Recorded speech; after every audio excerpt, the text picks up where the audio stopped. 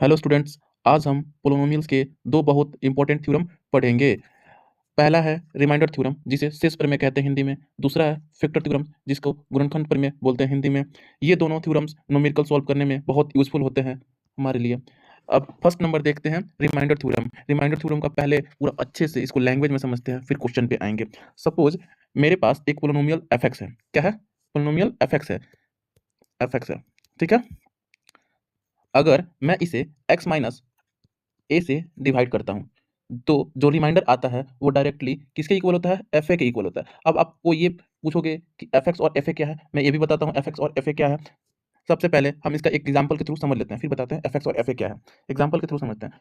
समझो मैं F x, मतलब एफ एक्स क्या, एक पोलिनोमियल है, तो एफ एक्स बराबर मैं यहाँ पे लिख देता हूँ x square plus 3x plus 2।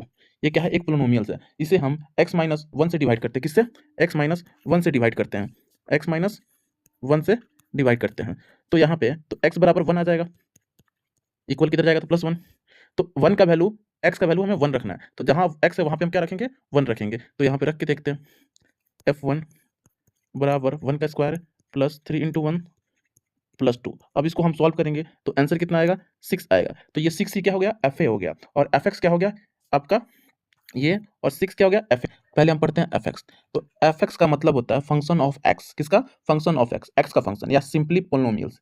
Example के थ्रू मैं इसको समझते हैं। जैसे यहाँ पे लिख दें एफ एक्स बराबर x square plus 3x plus 2 लिख देते हैं।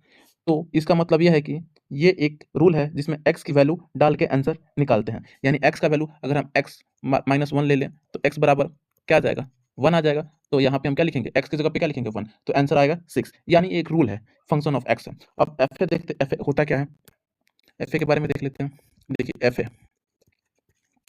एफ ए का मतलब है एफ एक्स में x की जगह a डाल दो। क्या मतलब? एफ एक्स ये था ना, अब x को हटा के क्या डाल दिए? a डाल दिए। सिंपल एग्जांपल में इसको समझते हैं। जैसे यहाँ पे एफ एक्स बराबर x square plus 3x plus 2। अगर a का वैल्यू क्या हो, यहाँ पे देखिए a का वैल्यू अगर 1 रखें तो इसका आंसर आएगा कितना? 6। a का वैल्यू अगर 2 रखें तो इसका आंसर आएगा 12। क्या आएगा? 12। यहाँ पे वैल्यू रख के आप लोग देख लीजिएगा। तो ये है एफ ए होता है। एफ ए का मतलब क्या होता है? एफ एक्स की जगह a को डाल दो, यानी a का वैल्यू। एफ एक्स और एफ ए में कोई ज़्यादा डिफरेंस नहीं है, बस वैल्यू डालना है। अब पढ़ते हैं सेकेंड नंबर, फैक्टर थ्योरम। ये क्या बोलते हैं ना, अगर किसी पोलिनोमियल एफ एक्स, क्या है? अगर किसी पोलिनोमियल एफ एक्स के लिए एफ ए बराबर यहाँ पे 0 हो तो x माइनस ए उस पोलिनोमियल का फैक्टर होगा। क्या होगा? उस पोलिनोमियल का क्या होगा? फैक्टर होगा। अब इसको अच्छे से एग्जांपल से हम समझते हैं, अच्छे से क्लियर हो जाएगा।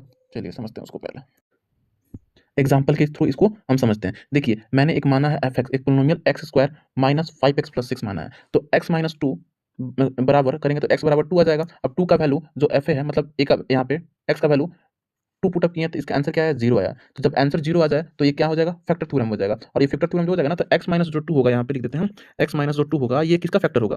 इसका फैक्टर होगा पोलिनोमियल्स का, एफ एक्स का। X square minus 5x plus 6। यानी कहने का मतलब है हम हमें